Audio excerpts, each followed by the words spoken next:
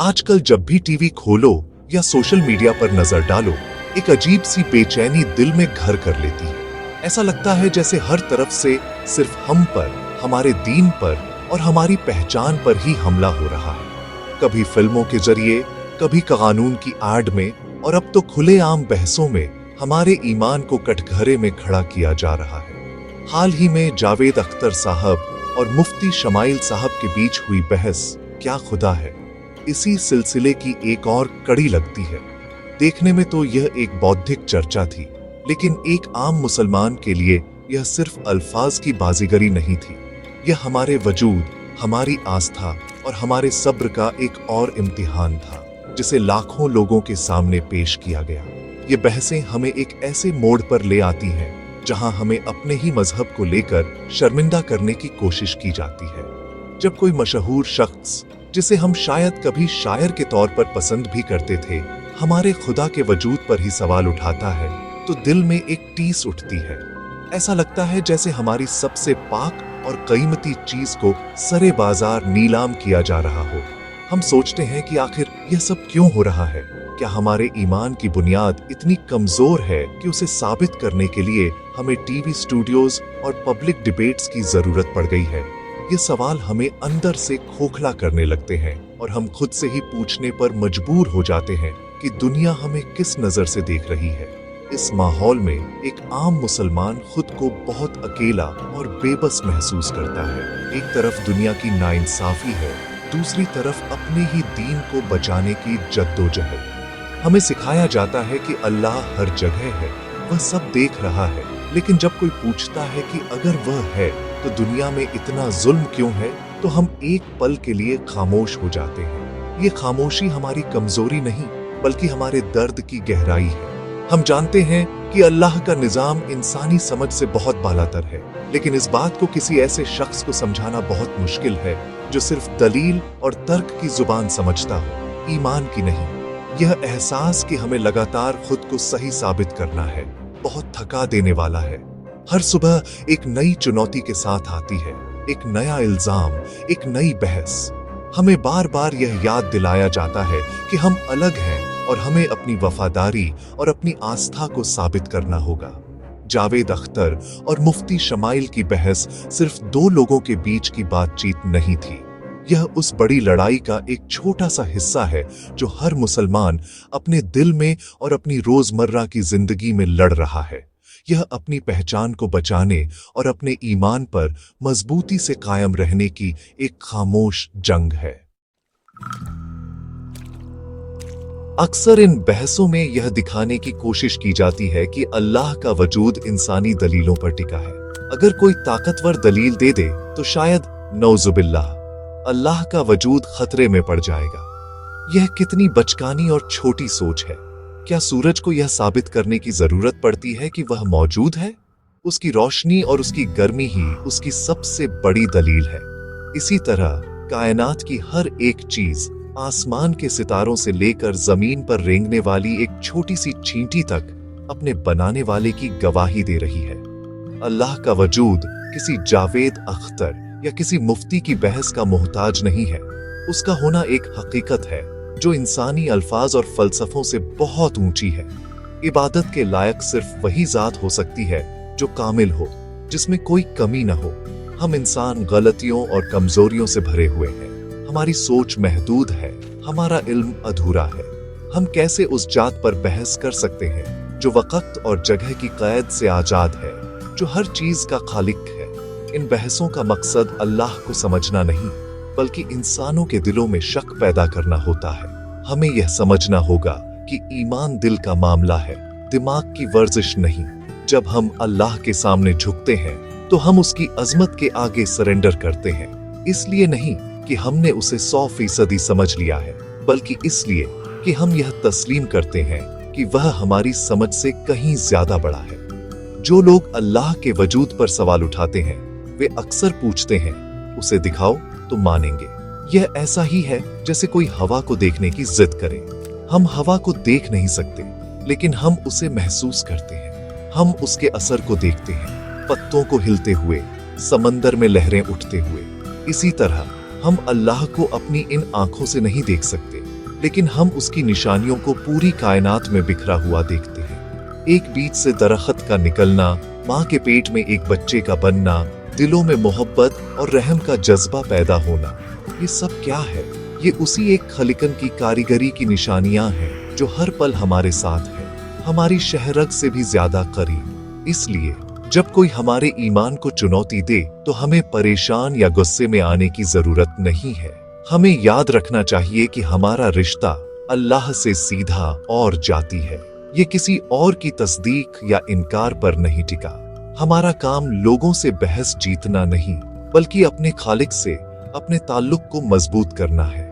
अल्लाह को हमारी दलीलों की जरूरत नहीं, हमें उसकी रहमत और हिदायत की जरूरत है। हमारा ईमान जितना मजबूत होगा, दुनिया की कोई भी बहस, कोई भी सवाल हमें अपने रास्ते से भटका नहीं सकेगा। हमें बस उसकी बनाई हुई दुनिया पर गौर करना है और हमारा दिल खुद ब खुद गवाही देगा कि अशहदु अन ला इलाहा इल्लल्लाह, अल्लाह के सिवा कोई इबादत के लायक नहीं। बहस के दौरान जब गज्जा में मारे जा रहे मासूम बच्चों का जिक्र आया तो यह एक ऐसा लम्हा था जहां इंसानियत सिसक रही थी। जावेद अख्तर साहब ने सवाल उठाया कि अगर खुदा है तो वह यह सब क्यों होने दे रहा है। यह एक बहुत तकलीफ देह सवाल है और इसका जवाब देने से पहले हमें एक बहुत बड़ी गलतफहमी को दूर करना होगा। कुछ लोग चाहे नादानी में या जानबूझकर इस जुल्म को अल्लाह की मर्जी कहकर अपनी जिम्मेदारी से पल्ला झाड़ लेते हैं। ये इस्लाम पर और अल्लाह की रहमत पर एक बहुत बड़ा बहतान है।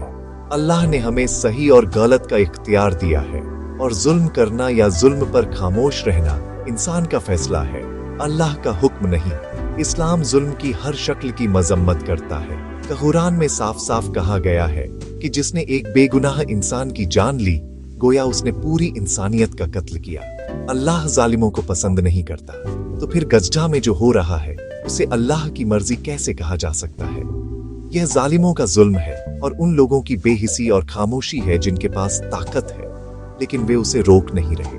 अल्लाह इस दुनिया में हर मामले में सीधे सीधे दखल नहीं देता, क्योंकि यह दुनिया हमारे लिए एक इम्तिहान की जगह है। वह देखता है कि कौन जुल्म करता है, कौन उसके खिलाफ आवाज उठाता है और कौन सब कुछ देखकर भी अनजान बना रहता है। गांजटा के बच्चों की मौत अल्लाह की मर्जी नहीं, बल्कि इंसानियत की नाकामी का सबूत है। ये उन हुक्मरानों की नाकामी है जो अपनी सियासत के लिए इंसानी जानों का सौदा करते हैं। ये उन लोगों की नाकामी है जो जालिम के साथ खड़े हैं, और ये हम सबकी भी नाकामी है अगर हम इस जुल्म के खिलाफ अपनी आवाज बुलंद नहीं करते। इस्लाम हमें सिखाता है कि अगर तुम बुराई देखो तो उसे हाथ से रोको, अगर यह नहीं कर सकते तो जुबान से रोको, और अगर यह भी नहीं कर सकते तो कम से कम दिल में उसे बुरा जानो, और यह ईमान का सबसे कमजोर दर्जा है। गज्जा के हालात पर दिल में दर्द महसूस करना भी ईमान का हिस्सा है। इसलिए जब कोई इस जुल्म को अल्लाह से जोड़कर हमारे ईमान पर सवाल उठाए तो हमें उन्हें बताना चाहिए कि हमारा दीन हमें जुल्म के खिलाफ खड़ा होना सिखाता है, उसे कबूल करना नहीं। गज्जा के शहीद बच्चे इंशाअल्लाह जन्नत में हैं, लेकिन उनका खून उन जालिमों की गर्दन पर भी है और उन लोगों पर भी जो चुप रहे। अल्लाह की मर्जी अमन और इंसाफ है। दुनिया में जो फसाद और कत्ल और गारत है वह इंसानों के अपने हाथों की कमाई है। हमारा काम मायूस होना नहीं, बल्कि जुल्म के खिलाफ इंसाफ के लिए खड़े होना है, चाहे हमारी आवाज कितनी ही कमजोर क्यों ना हो। एक बात जो इस पूरी बहस और ऐसे दूसरे मामलों में बहुत चुभती है वह है कुछ बुद्धिजीवियों और दानिश्वरों का दोहरा मेयार। ये बहुत अच्छी बात है कि जावेद अख्तर साहब जैसे लोग गज्जा में हो रहे जुल्म पर बोल रहे हैं और इंसानियत के नाते अपनी आवाज उठा रहे हैं।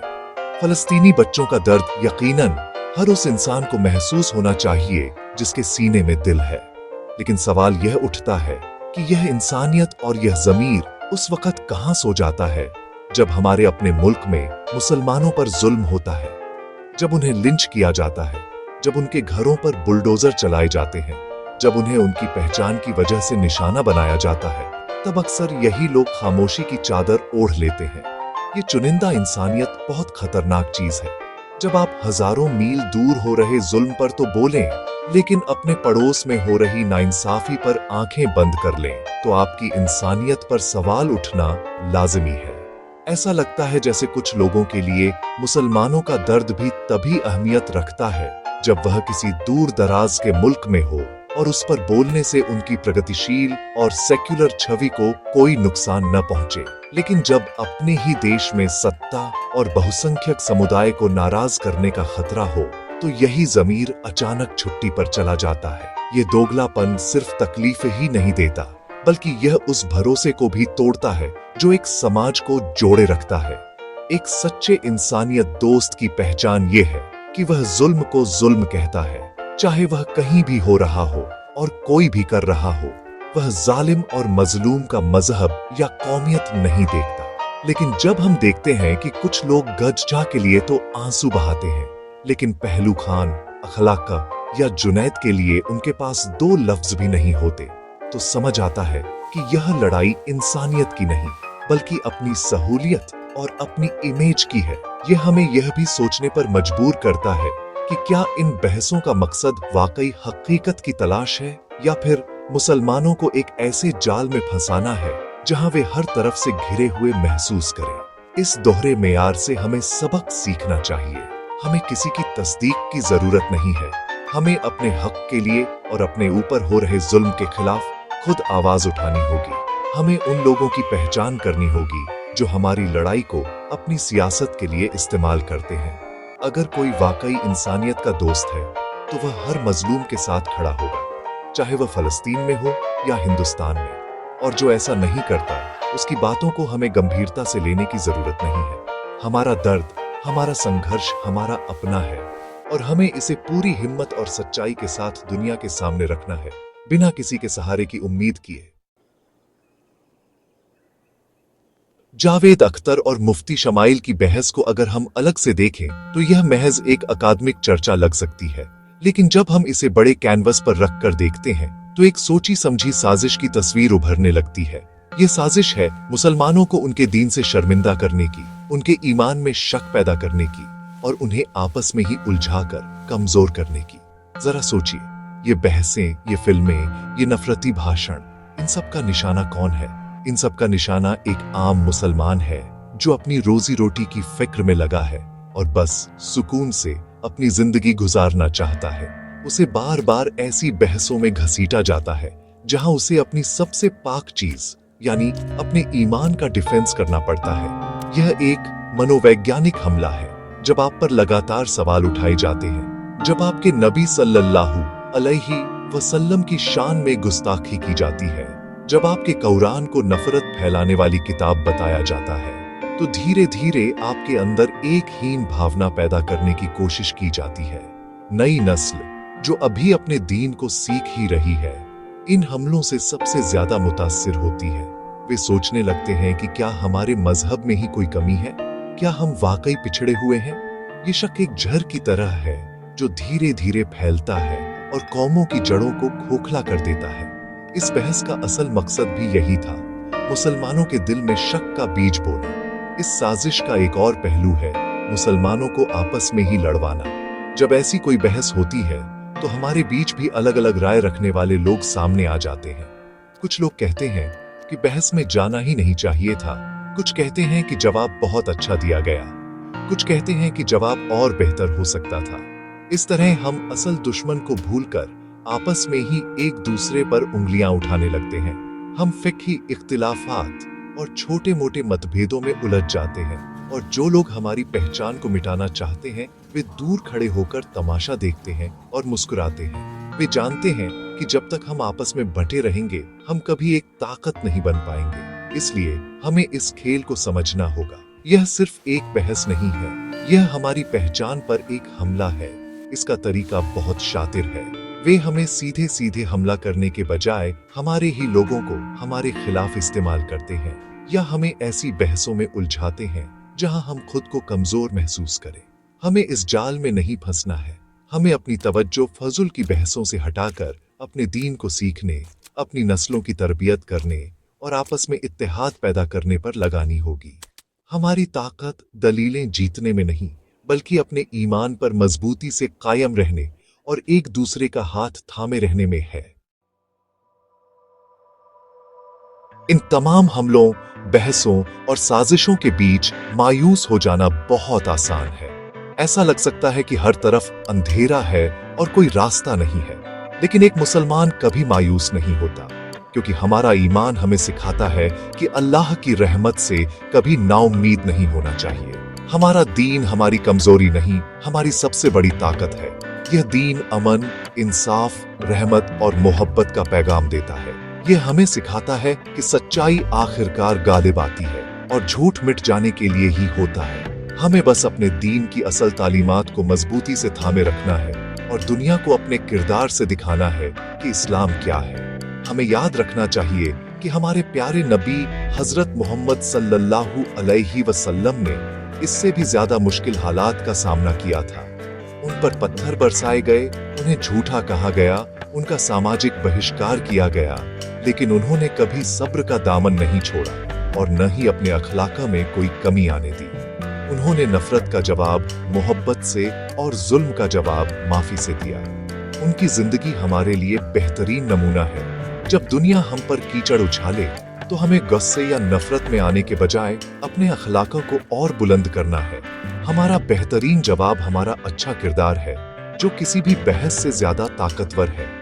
हमें अपने ईमान और अपनी इंसानियत दोनों को बचाए रखना है। इन बहसों और नफरत के माहौल का एक मकसद हमें गैर इंसानी बनाना भी है, ताकि हम भी नफरत और गुस्से में वही करने लगें जो वे हमारे साथ कर रहे हैं। हमें इस जाल में नहीं फंसना है।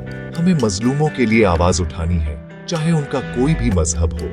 हमें भूखों को खाना खिलाना है, प्यासों को पानी पिलाना है और जरूरतमंदों की मदद करनी है। जब दुनिया हमें आतंकवादी और कट्टरपंथी के तौर पर पेश करे, तो हमें अपने अमल से यह साबित करना है कि हम रहमत और इंसानियत के पैरोकार हैं। यही हमारे दीन की असल रूह है। तो मेरे प्यारे भाइयों और बहनों, हिम्मत मत हारो। यह वक्त इम्तिहान का है और अल्लाह अपने मोमिन बंदों को आजमाता है। इन आजमाइशों से घबराकर अपने दीन से दूर मत हो जाओ, बल्कि और मजबूती से उसे थाम लो।